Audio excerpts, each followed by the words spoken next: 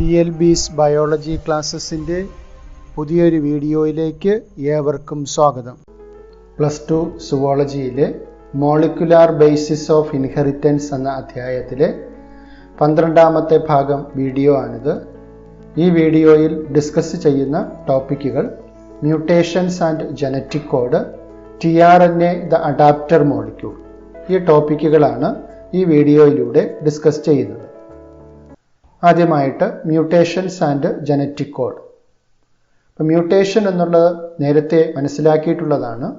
DNA-യിലെ nitrogen ബേസിൻ്റെ സീക്വൻസുകൾക്കുണ്ടാകുന്ന വ്യത്യാസം. Nitrogen ബേസുകൾ മാറിയിട്ട് അവിടെ പുതിയ നൈട്രജൻ ബേസുകൾ വരികയോ അല്ലെങ്കിൽ നൈട്രജൻ ബേസുകളുടെ സെഗ്മെൻറ്റുകൾ തന്നെ പൂർണ്ണമായിട്ടും നഷ്ടപ്പെട്ടിട്ട് അവിടെ പുതിയ സെഗ്മെൻറ്റുകൾ വരികയോ അങ്ങനെയൊക്കെ ചെയ്യുന്നതിനെ നമ്മൾ മ്യൂട്ടേഷൻ എന്നാണ് വിളിക്കുന്നത്. അത് DNA സീക്വൻസിൽ വ്യത്യാസമുണ്ടാക്കും. അത് കാരണം അത് mRNA സീക്വൻസിൽ വ്യത്യാസമുണ്ടാക്കും. അത് കോഡ് ചെയ്യുന്ന അമിനോ ആസിഡിന് വ്യത്യാസമുണ്ടാക്കും. അത് കോഡ് ചെയ്യുന്ന പ്രോട്ടീനിന് വ്യത്യാസമുണ്ടാക്കും. അപ്പോൾ ആ രീതിയിൽ മ്യൂട്ടേഷൻസിനെ കുറിച്ച് നേരത്തെ മനസ്സിലാക്കിയിട്ടുണ്ട്. അപ്പോൾ ആ മ്യൂട്ടേഷൻ സ്റ്റഡി എന്ന് പറയുന്നത് ജനറ്റിക് കോഡുകളെ കുറിച്ച് മനസ്സിലാക്കുവാൻ നമ്മളെ കൂടുതൽ സഹായിക്കുന്ന ഒരു സംഭവമാണ് മ്യൂട്ടേഷനെ കുറിച്ചുള്ള പഠനം എന്ന് പറയുന്നത്.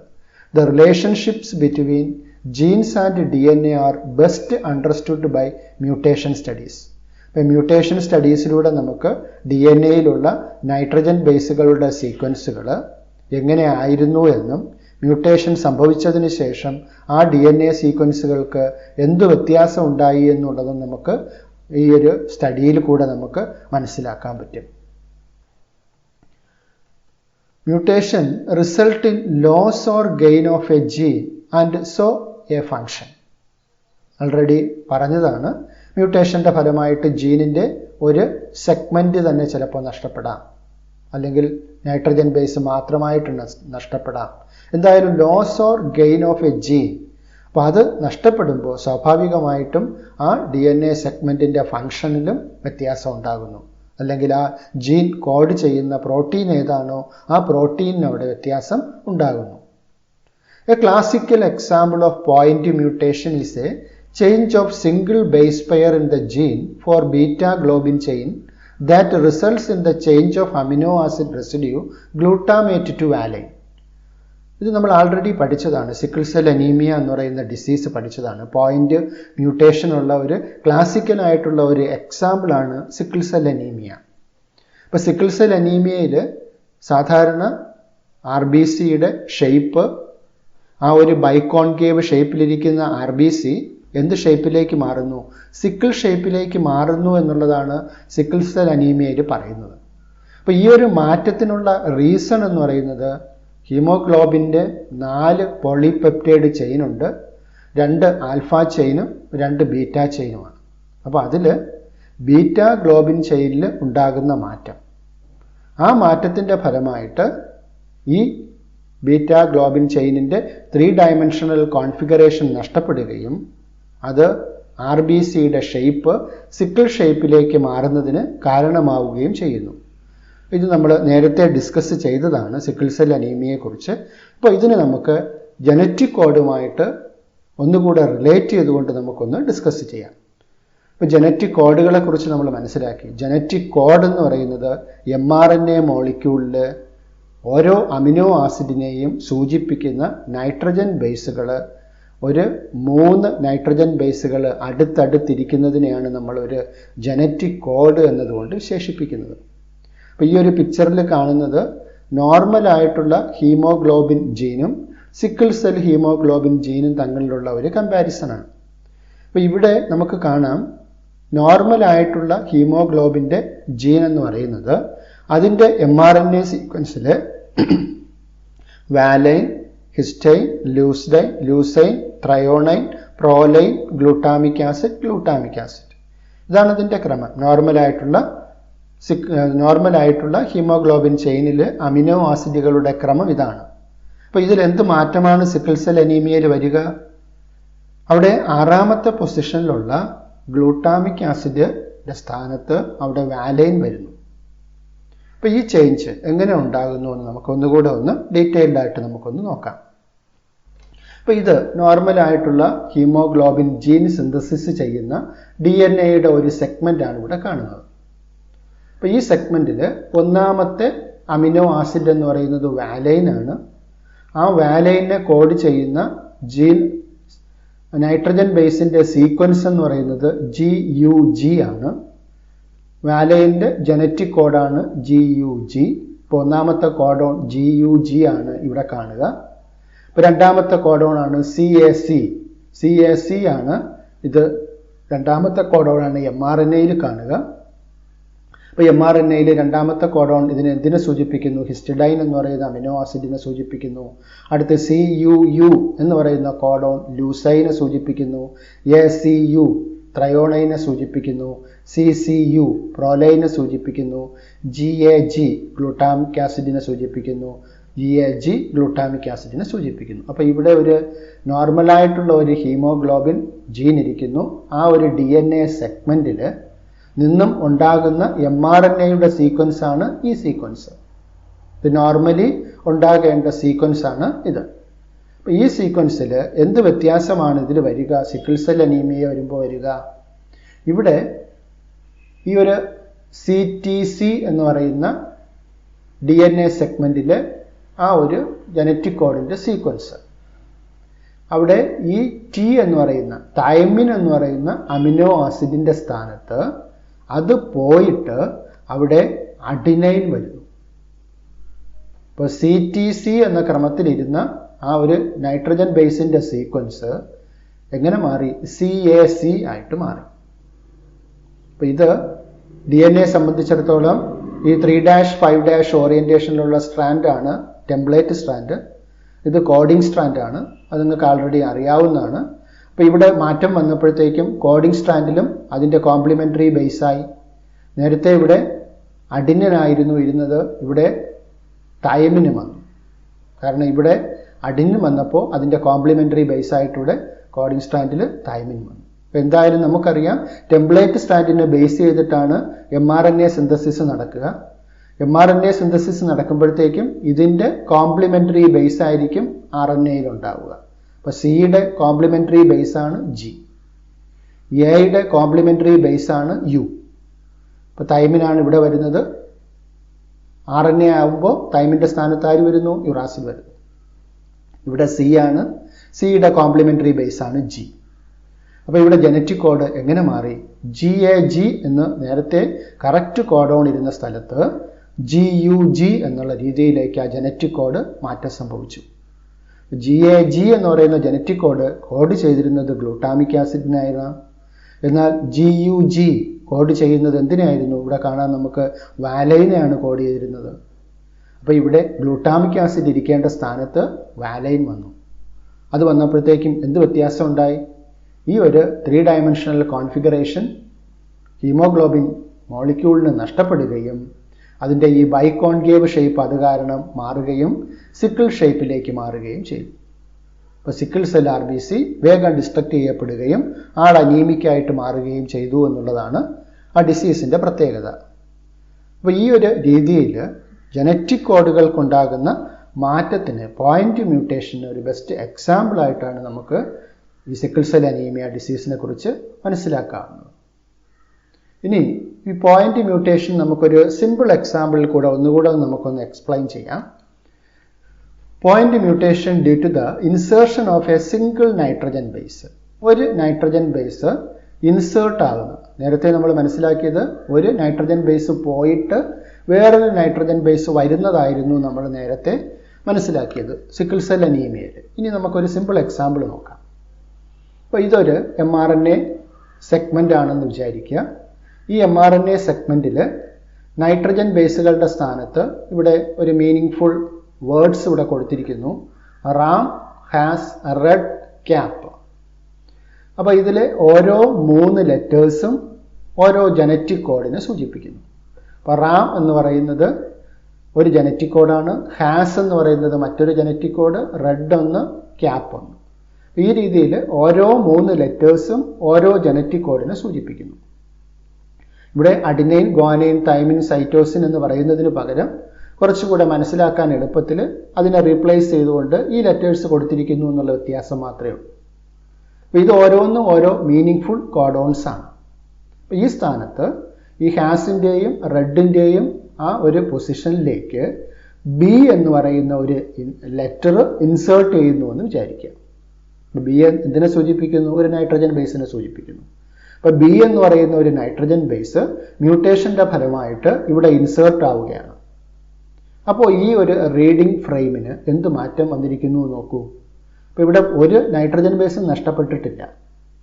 ഒരു നൈട്രജൻ ബേസ് പുതുതായിട്ടിവിടെ ഇൻസേർട്ട് ആവുകയാണ് ചെയ്തിട്ടുള്ളത്. അപ്പോൾ ഇവിടെ എന്ത് സംഭവിക്കുന്നു? ഈ R ഇരുന്ന സ്ഥാനത്തേക്ക് ആര് വരുന്നു? ബി വരും. അപ്പം അതിനനുസരിച്ച് ഈ നൈട്രജൻ ബേസുകളെല്ലാം ഓരോ സ്റ്റെപ്പ് വീതം അങ്ങോട്ട് നീങ്ങുന്നു. നേരത്തെ ഇവിടെ റെഡ് എന്ന് പറയുന്ന ഒരു മീനിങ് കോഡോൺ ആയിരുന്ന സ്ഥാനത്ത് ഇവിടെ BRE എന്ന് പറയുന്ന ഒരു മീനിങ്ലെസ് ആയിട്ടുള്ള ഒരു കോഡോൺ വരുന്നു. അതുപോലെ ഇവിടെ ക്യാപ്പിൻ്റെ സ്ഥാനത്ത് DCA വരുന്നു. P എന്ന് പറയുന്ന ഒറ്റ നൈട്രജൻ ബേസ് സിംഗിൾ ആയിട്ട് അവിടെ നിൽക്കുന്നു. അപ്പോൾ ഈ രീതിയിൽ ഇവിടെ 2 അമിനോ ആസിഡുകളും നേരത്തെ ഉണ്ടായിരുന്ന അമിനോ ആസിഡുകൾ തന്നെ. അപ്പോൾ ഇത് വരുന്ന പുതുതായിട്ട് അവിടെ 2 അമിനോ ആസിഡുകൾ അവിടെ കോഡ് ചെയ്യപ്പെടുന്നു. ഒരു സിംഗിൾ ലെറ്റർ ഇവിടെ അല്ലെങ്കിൽ ഒരു സിംഗിൾ നൈട്രജൻ ബേസ് ഇൻസേർട്ട് ചെയ്യപ്പെട്ടപ്പോഴത്തേക്കും ബാക്കി ഇങ്ങോട്ടുള്ള എല്ലാ കോഡോൺസിനും വ്യത്യാസം വരും. ഇനി ഒരു 2 നൈട്രജൻ ബേസ് ഇൻസേർട്ട് ആകുന്നു എന്ന് വിചാരിക്കാം. Point mutations due to the insertion of 2 nitrogen bases. 2 nitrogen base insert ആകുമ്പോൾ എന്ത് മാറ്റമാണ് ഉണ്ടാകുന്നത് നോക്കാം. ഇപ്പം നേരത്തെ ബി ആയിരുന്നു ഇൻസേർട്ട് ചെയ്യപ്പെട്ടിരുന്നത്. അതിൻ്റെ സ്ഥാനത്ത് ഒരു ലെറ്റർ കൂടെ BI കൂടെ ഇൻസേർട്ട് ചെയ്യുന്നു. 2 ലെറ്റേഴ്സ് ഇൻസേർട്ട് ചെയ്യുന്നു. That means we insert 2 nitrogen bases in between has and red. ഹാസിൻ്റെയും റെഡിൻ്റെയും ഇടയിൽ 2 നൈട്രജൻ ബേസിനെ ഇൻസേർട്ട് ചെയ്യുന്നു. നേരത്തെ പറഞ്ഞ അതേ കാര്യം തന്നെ പിന്നെയും സംഭവിക്കുക. ഈ 2 ഇൻസേർട്ട് ചെയ്യപ്പെടുമ്പോഴത്തേക്കും ബാക്കി നൈട്രജൻ ബേസുകളെല്ലാം ഈ സൈഡിലേക്ക് ഷിഫ്റ്റ് ചെയ്യപ്പെടുന്നു. ഇവിടെ BI വന്നു, ആ 2 ഇവിടെ ഇരിപ്പുണ്ട്. അതിനുശേഷമുള്ള ലെറ്റർ എന്ന് പറയുന്നത് R ആണ്. അതിവിടെ ഉണ്ട്, R ഉണ്ട്. അടുത്ത EDC ഇവിടെ ഉണ്ട്, AP അതും ഇവിടെ ഉണ്ട്. അപ്പോൾ എന്താ സംഭവിക്കുക? ഈ 2 ലെറ്ററും ഇൻസേർട്ട് ചെയ്യപ്പെട്ടപ്പോഴത്തേക്കും ഈ എൻറ്റയർ റീഡിംഗ് ഫ്രെയിമിനും മാറ്റം ഉണ്ടാകുന്നു. അല്ലെങ്കിൽ ഇങ്ങോട്ടുള്ള എല്ലാ അമിനോ ആസിഡുകളുടെയും സീക്വൻസ് മാറുന്നു. നേരത്തെ കോഡ് ചെയ്തിരുന്ന അമിനോ ആസിഡിന് പകരം പുതിയ അമിനോ ആസിഡുകളായിരിക്കും ഇവിടെ കോഡ് ചെയ്യപ്പെടുക. ഇനി 2ന് പകരം 3 ഇൻസേർട്ട് ചെയ്യപ്പെടുന്ന സിറ്റുവേഷൻ നോക്കാം. Point mutations due to the insertion of 3 nitrogen bases. 3 nitrogen base insert ആവുകയാണെങ്കിൽ എന്താ സംഭവിക്കുക? ഇപ്പോൾ നേരത്തെ ബിയും ഐയും ആയിരുന്നു, അതിൻ്റെ കൂടെ ഇപ്പോൾ ജിയും കൂടെ ചേർത്തു, ബിഗ്. അപ്പോൾ ഈ ഒരു 3 നൈട്രജൻ ബേസ് ഹാസിൻ്റെയും റെഡിൻ്റെയും ഇടയിൽ ഇവിടെ ഇൻസേർട്ട് ചെയ്യുന്നു. അപ്പോൾ റീഡിംഗ് ഫ്രെയിമിന് എന്ത് വ്യത്യാസം ഉണ്ടായി നോക്കൂ. ഹാസ് കഴിഞ്ഞിട്ട് അടുത്ത ആര് വന്നു? ബിഗ് വന്നു. ബാക്കി നേരത്തെ ഉണ്ടായിരുന്ന റെഡിനും ക്യാപ്പിനും യാതൊരു വ്യത്യാസവും ഇല്ല. ദാറ്റ് മീൻസ് ഇത് 2 സെയിം അമിനോ ആസിഡ് തന്നെ, ഒരു വ്യത്യാസം ഉണ്ടായില്ല. അപ്പോൾ ഇവിടെ ഒരു പുതുതായിട്ടൊരു അമിനോ ആസിഡ് ഇവിടെ ഇൻസേർട്ട് ആയി. നേരത്തെ ഉണ്ടായിരുന്ന reading frame Ram has red cap എന്നുള്ളത് Ram has big red cap എന്നുള്ള ലെവലിലേക്ക് മാറി. ദാറ്റ് മീൻസ് ഒരു മീനിങ് ആയിട്ടുള്ള ഒരു കോഡോൺ ആണ്. നേരത്തെ ഉണ്ടായിരുന്നതിൽ ഒരു അമിനോ ആസിഡ് അവിടെ ഇൻസേർട്ട് ചെയ്യപ്പെട്ടു എന്നുള്ളതാണ് ഇവിടെ വരുന്ന വ്യത്യാസം. നേരത്തെ ഒരു നൈട്രജൻ ബേസും 2 നൈട്രജൻ ബേസും ഇൻസേർട്ട് ചെയ്തപ്പോൾ ബാക്കിയുള്ള എൻറ്റയർ റീഡിംഗ് ഫ്രെയിമിനും വ്യത്യാസം ഉണ്ടായി. പക്ഷേ ഇവിടെ 3 നൈട്രജൻ ബേസ് ഒരുമിച്ച് ഇൻസേർട്ട് ആയപ്പോൾ അവിടെ ഒരു അഡീഷണൽ ആയിട്ടുള്ള ഒരു അമിനോ ആസിഡ് കൂടെ അവിടെ വന്നു. ബാക്കി എല്ലാ അമിനോ ആസിഡുകളുടെയും കോഡോൺസിന് ഒരു വ്യത്യാസവും സംഭവിക്കുന്നില്ല. ഇനി ഇൻസേർട്ട് ആവുന്നതിൻ്റെ സ്ഥാനത്ത് ഡിലീറ്റ് ആകുന്ന കാര്യം പരിശോധിച്ച് നോക്കാം. Point mutations due to the deletion of a single nitrogen base. ഒരു നൈട്രജൻ ബേസ് ഡിലീറ്റ് ആകുന്ന സിറ്റുവേഷൻ നോക്കാം. ഇവിടെ റാം ഹാസ് റെഡ് ക്യാപ്പ് എന്നുള്ളതിൽ R എന്ന് പറയുന്ന നൈട്രജൻ ബേസ് ഡിലീറ്റ് ആവുകയാണ്. എന്ത് വ്യത്യാസം ഉണ്ടായി?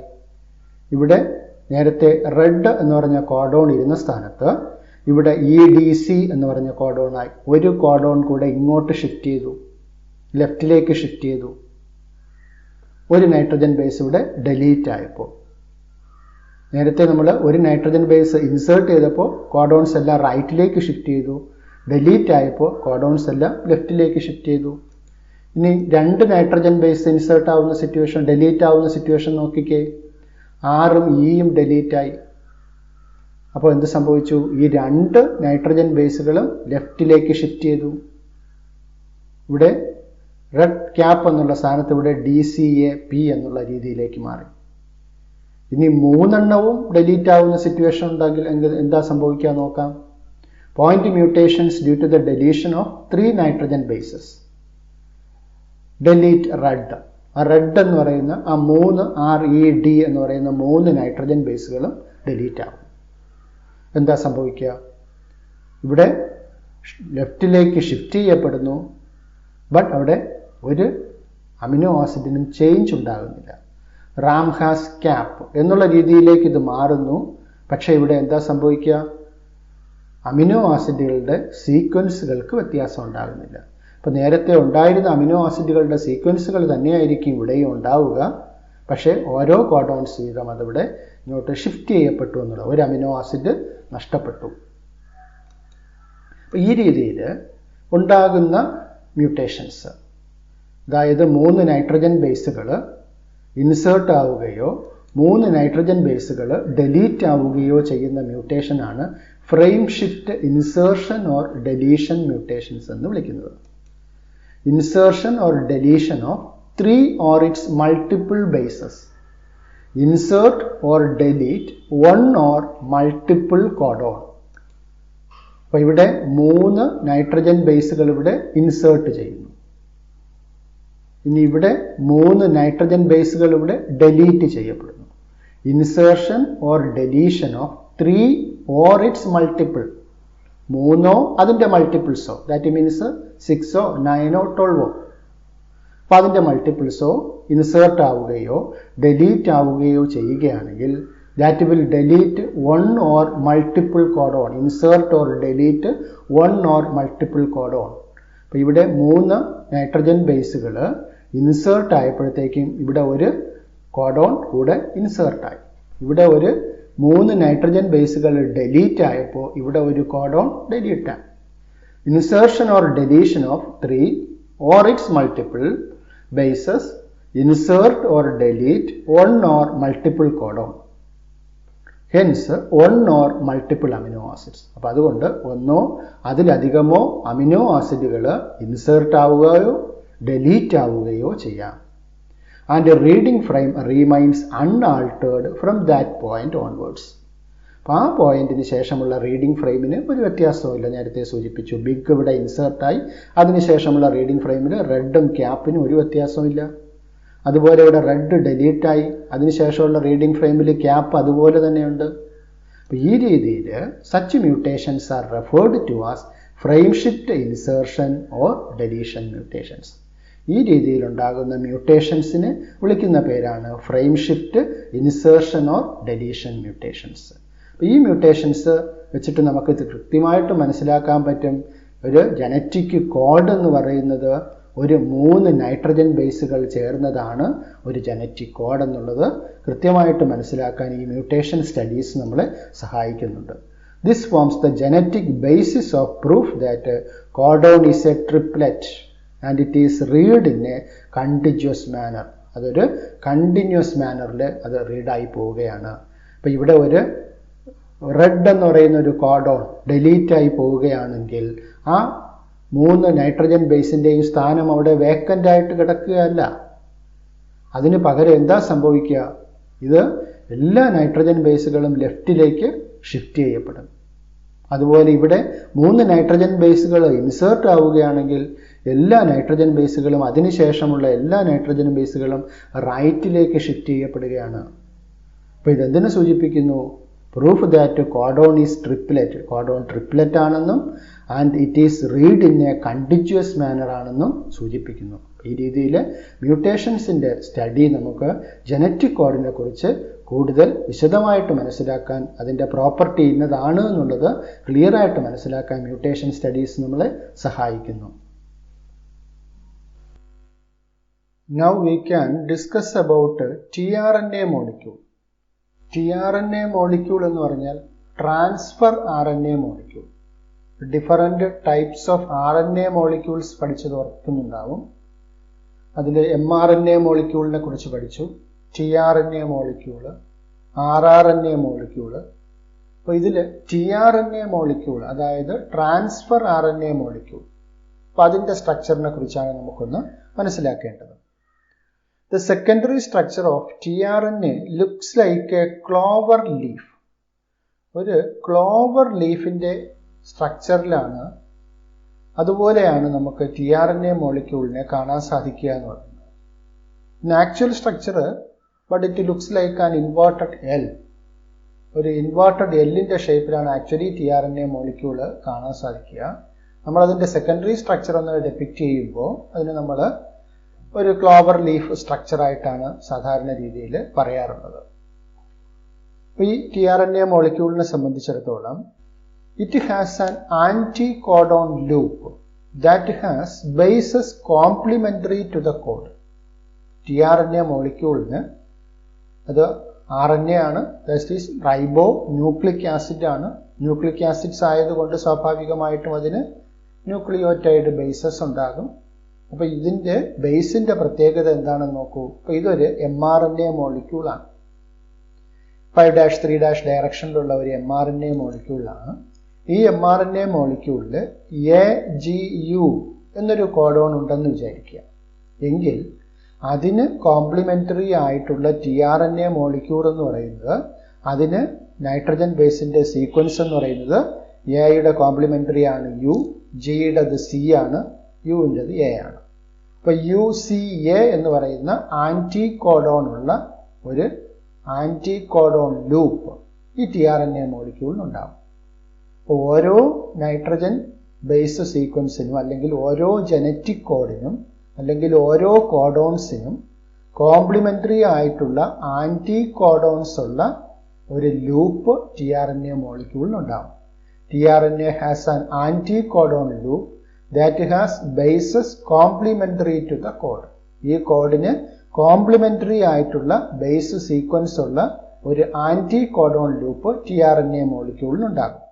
ഇനി അതുകൂടാതെ it has also an amino acid acceptor end to which it binds to amino acids.